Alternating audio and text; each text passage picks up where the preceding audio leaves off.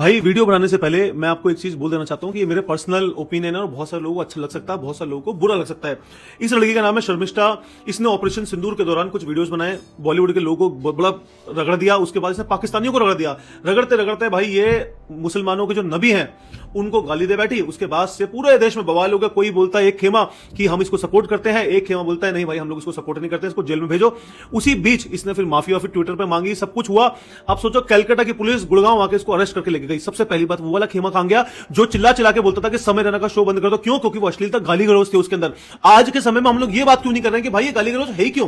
किसी सभ्य समाज में आप अपने परिवार के साथ बैठ के ये सब कंटेंट देख सकते हो जिसमें गालियां हैं, और अगर उसके ऊपर से गाली गलौज मां बहन की गाली तो एक अलग है, उसके अलग आप भगवान को गाली मार रहे हो।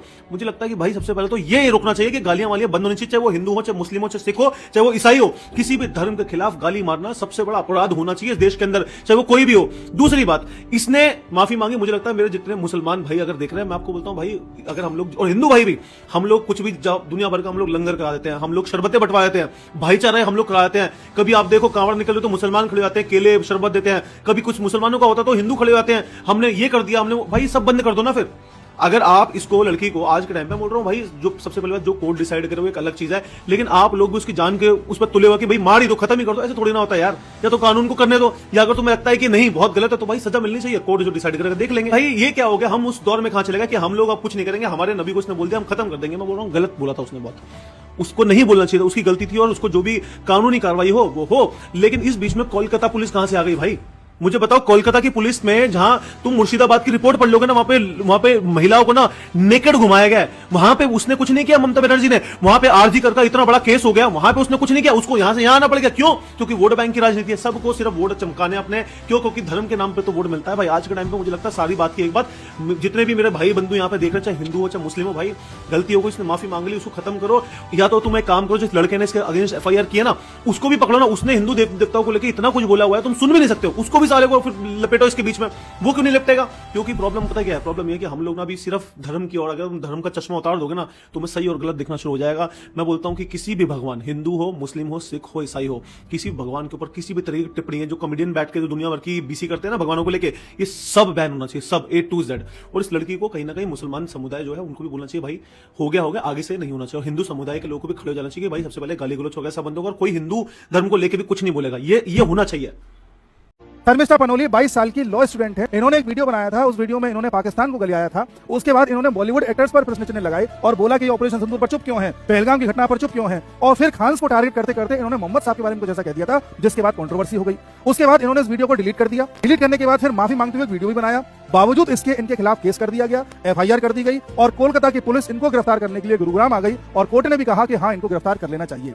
ये जो एफआईआर इनके ऊपर हुई थी, ये एफआईआर करी है एक लड़के ने जिसका नाम है वजाहत खान। इस लड़के की जब आईडी पर गए, फेसबुक अकाउंट पर गए, तो ये पाया गया कि ये लड़का खुद लंबे समय से हिंदू देवी देवताओं को गाली देता चला आ रहा था, उनके बारे में अभद्र टिप्पणियां करता चला आ रहा था। वो बात अलग है कि इसने डिलीट कर दिए सारे पोस्ट, इसने अपने अकाउंट को भी प्राइवेट कर लिया है, लेकिन किस तरह का दोहरा चरित्र इस लड़के का था ये भी किसी से नहीं छुपा है। उसी प्रकार से पुणे की एक समुदाय विशेष की छात्रा ने पाकिस्तान जिंदाबाद के नारे लगा दिए थे, जिसके बाद उसने माफी भी मांग ली, परंतु उसको भी गिरफ्तार कर लिया गया था। लेकिन बॉम्बे हाईकोर्ट ने वहां ये कहा कि भाई इसको छोड़ दिया जाए, इसका करियर खराब हो जाएगा, इसको गिरफ्तार क्यों कर रहे हो जबकि इसने माफी मांग ली है। लेकिन ये चीज शर्मिष्ठा के लिए लागू नहीं की गई। शर्मिष्ठा का मामला न सिर्फ भारत में ट्रेंड कर रहा है, बल्कि दुनिया के अलग अलग देश भी इस पर प्रतिक्रिया दे रहे हैं, जिसमें डच के एमपी ने भी ऑल आइज ऑन शर्मिष्ठा करके एक हैशटैग चलाया और प्रधानमंत्री मोदी से कहा कि शर्मिष्ठा को लेकर के जो हार्श स्टेप उठाए जा रहे हैं उनको थोड़ा सा कंट्रोल किया जाए और उस पर नरमी बरती जाए। हमारे देश में भी कई पत्रकार, कई पॉलिटिशियन जो अपने आप को सेकुलर कहते हैं, जो अपने आप को निष्पक्ष कहते हैं, वो खुद शर्मिष्ठा का विरोध कर रहे हैं, जबकि वो पत्रकार ये भूल जाते हैं कि समय समय पर किस प्रकार से वो हिंदू देवी देवताओं का मजाक उड़ाते हैं। आरफा खानम शेरवानी ने किसी जमाने में ये पोस्ट किया था, वो बात अलग है कि डिलीट कर दिया, लेकिन इसमें किस तरह से मजाक उड़ाया जा रहा है आप देख सकते हैं। उसी प्रकार से आरफा खानम ने ये शिवलिंग की जगह डस्टबिन दिखा करके कभी ये पोस्ट किया था, ये भी डिलीट कर दिया, इसको भी ये लोग छुपा जाते हैं।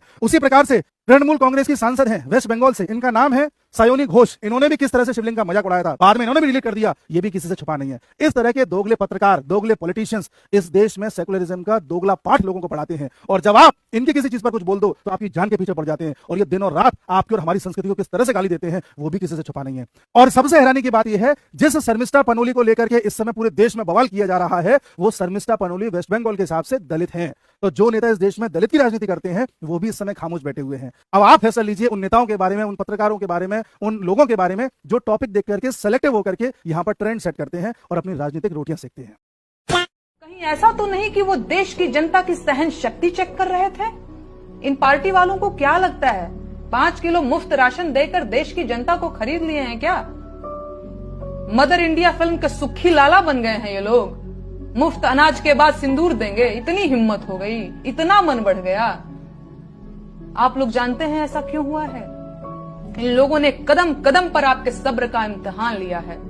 पहले रोजगार देने के नाम पर वोट लेकर सरकार बनाई पर रोजगार नहीं दिया, फिर काला धन लाकर 15 लाख देने का वादा किया और उसे भी जुमला बता दिया। काला धन और आतंकवाद पर चोट के नाम पर नोटबंदी करके गरीबों की कमर तोड़ दी। बिना ऑक्सीजन लाखों लोग अस्पतालों में मर गए, भगदड़ों में लोग मारे गए, ट्रेन दुर्घटनाओं में लोग मारे गए, आतंकवादी हमलों में लोग मारे गए। देश की कंपनियां बेच दी, एयरपोर्ट और ट्रेनें बेच दी, स्कूल। दोस्तों, शर्मिष्ठा को अभी अरेस्ट कर लिया गया है। एक फुटेज देखो जो उसने क्या बोला है। ये पूरे भारत के हर सनातनी, हर उन लोगों के मुंह पे तमाचा है जो तुम्हारे देवी देवताओं के बोलने के बाद तुम माफ कर देते हो, छोड़ देते हो। वीडियो देखो, फिर मैं आपसे बात करता हूँ।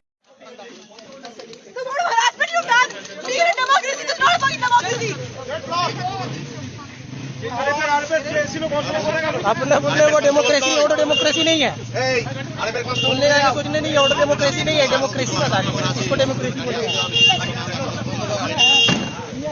देख लिया होगा दोस्तों, अपने केसेस को ले जाया जा रहा है। अलीपुर कोर्ट ने फैसला सुनाया, 14 दिन के लिए अंदर गई। क्या बोला इसने?